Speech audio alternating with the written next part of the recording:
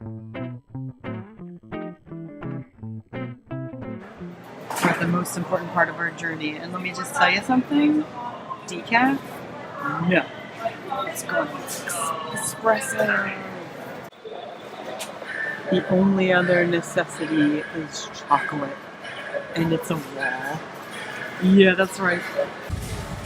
Okay, so I skipped the bars and I went straight for the good stuff. Chunks and chips, that's it. That's what I'm doing. Forget these silly bars. I have bags. Is anyone else annoyed when it gets dark, like really, really early? I mean, I do all my writing at night, and yet I'm annoyed when there's more night. Is that you too? It's me. All right, I am home now and I'm about to take a look at my work in progress. I actually ended up writing a tad bit more on the thing that I mentioned yesterday, and that's that work that's, it's totally unplanned. It's something that I thought of like 2 weeks ago and has nothing to do with anything that I wanted to work on during Nano. I only wrote a little bit more, so it's not like much of an additional word count, but I guess it still counts.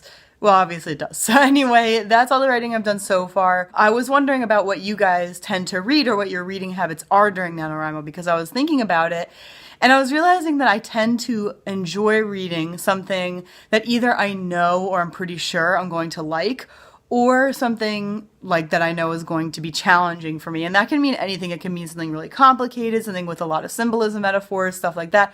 Or it could mean something that's like me trying to appreciate a genre that I don't have the easiest time with, but I do prefer to read something I'm pretty sure I'll like.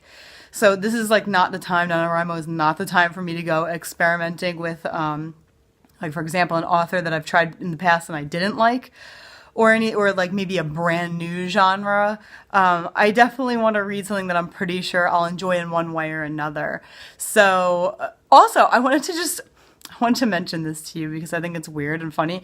You know how some YouTubers bleep out, like nowadays at least, they bleep out curse words, swear words, stuff like that. And I was sort of like, I wonder why. I mean, wouldn't YouTube have to be pretty picky to, you know, like even notice a swear word? But actually, the other week I did a live stream where I said the term Halloween HELL week, and it actually demonetized me for saying that word multiple times. It's some automated thing that they have now. I don't know what it is. It must be some kind of like voice recognition type of stuff, but it actually demonetized my video and said that it had inappropriate content. And I had to actually like, oh, I forget what you call it. But anyway, I asked them to manually look at it. Like, I don't make a lot of money off of YouTube. Never gotten a check from them. I think you have to make like $100 before they'll pay you. And so the reason I monetize my videos is because you never know if like someday I could get that $100 check and spend it on my book cover, and you know, who's gonna be upset about that? That'd be awesome.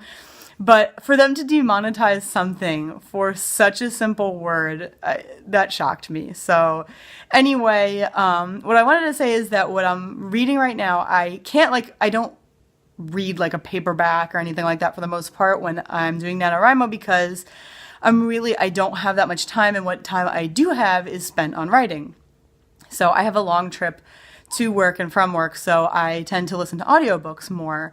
So I'm listening to The Fountainhead, which is a challenging book to me because it's all about Ayn Rand's philosophy, and I'm not a believer in it, but I appreciate how she tries to get her philosophy across through fiction, and I really love that. I love learning about cultures through fiction. I love learning about any kind of experience, philosophy, anything like that through fiction. I think it's fascinating, and I like to see how the author goes about doing it. So I study this stuff like a lot. I really enjoy it. So I'm reading it, and it's definitely like, to some degree, I read it and I understand because I have read a lot about her philosophy in order to understand her books. I read Atlas Shrugged before I got it, like before I understood her philosophy, and it was definitely a harder read because I wasn't grasping the significance of a lot of stuff. So now that I'm reading The Fountainhead after I've read up a lot about her philosophy, I get it much better. And like, that's sort of similar when you read an author's biography and then you read their fiction and you're like, oh wow, I can really see where this came from or why they wrote this at this point in their life. I think that's fascinating, and I enjoy books a lot more that way. So I definitely love that. And I actually discovered that a long time ago. I forget what grade I was in, but I was doing some kind of I don't know if it was like a book report or what it was, on a Keats poem, Ode to a Nightingale, and I did a whole bunch of research on his biography, which wasn't required, but I looked into his life and found that I was able to, just piece things together and take some pretty educated guesses on like what might actually in that poem relate back to his life. And that's when I started loving doing that. And I've only done it more and more since that time. So I really enjoy it. And so for me, that's a challenging read. So I wanted to know, what do you guys read during NaNoWriMo? Do you prefer something challenging? Do you prefer something light and just enjoyable? Or do you not really read at all? Or do you read like writing advice from the greats or something? Definitely let me know down below, because I would love to find out. And I hope you guys had an awesome day one of NaNoWriMo. Good luck going forward, and I will see you soon.